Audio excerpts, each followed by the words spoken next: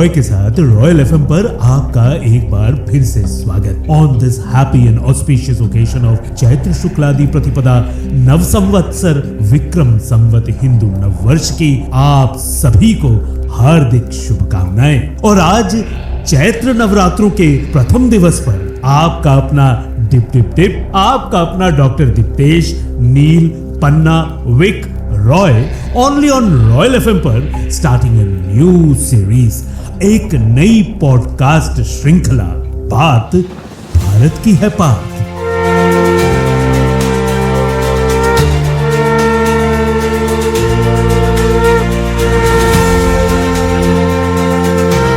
बात भारत की है बात।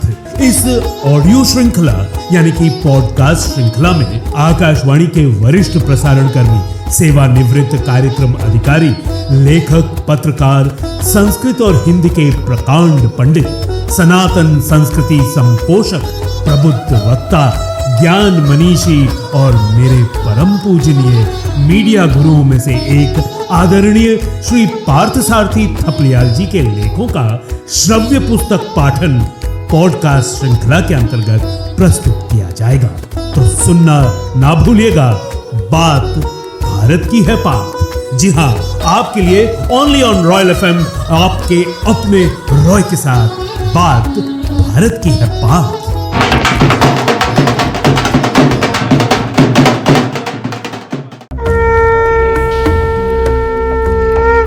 बात भारत की है बात। बात भारत है बात। भारत बात भारत है बात। भारत भारत की है बात। धन्य है भारत भूमि के लोग।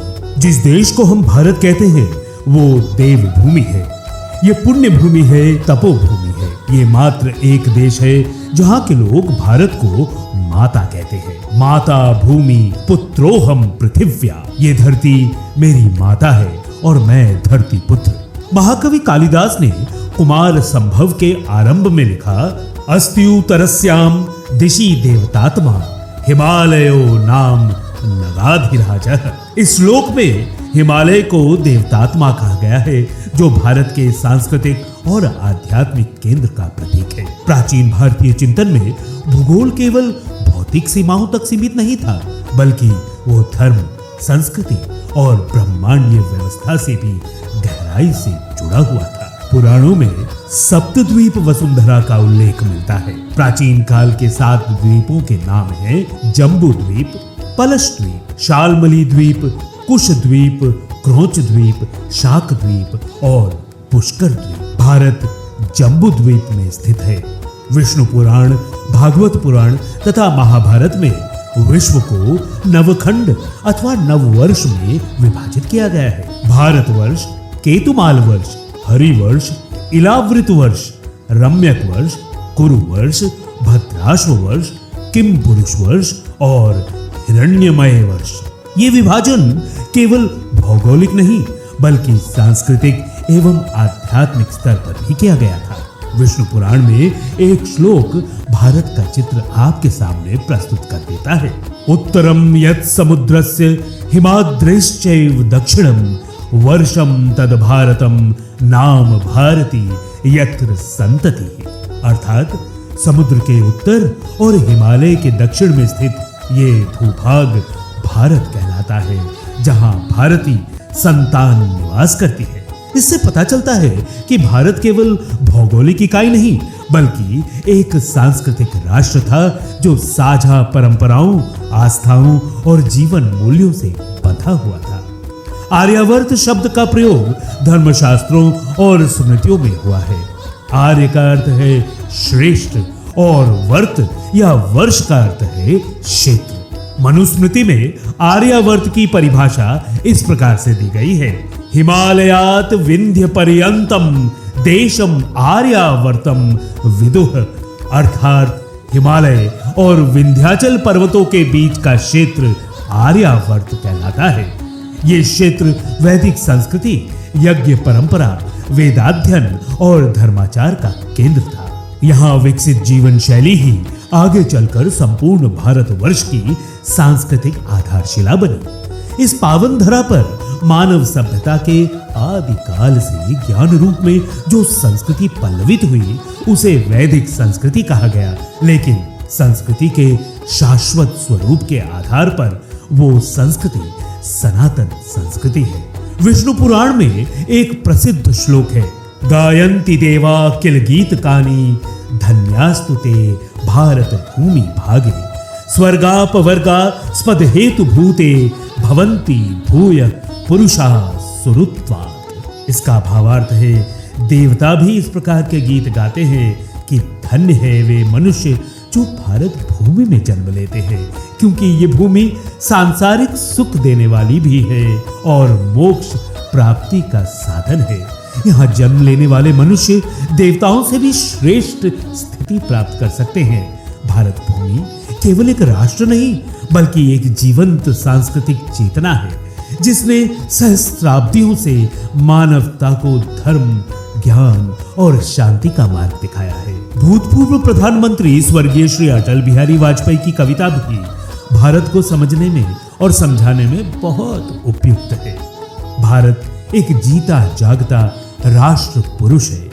हिमालय इसका मस्तक है, गौरी शंकर शिखा है, कश्मीर किरीट है, पंजाब और बंगाल दो विशाल कंधे हैं, पूर्व और पश्चिम घाट दो विशाल जंघाएं हैं, कन्याकुमारी इसके चरण हैं, सागर इसके पग पखारता है। ये चंदन की भूमि है, अभिनंदन की भूमि है, ये तर्पण की भूमि है, ये अर्पण की भूमि है। इसका कण कण शंकर है, इसका बिंदु बिंदु गंगाजल है। हम जिएंगे तो इसके लिए, मरेंगे तो इसके लिए। इसी भारत को जानने का प्रयास हम कर पाएंगे। हमारी इस श्रृंखला के अंतर्गत, हमारी इस श्रृंखला बात भारत की है पार्थ, इस श्रृंखला में हम आपसे फिर मुखातिब होंगे। तब तक के लिए दीप्तेश को दीजिए आज्ञा और रॉय के साथ रॉयल एफएम पर सुनते रहिए बात भारत की है पार्थ, बात भारत की है पार्थ। फिर मिलेंगे, नमस्कार।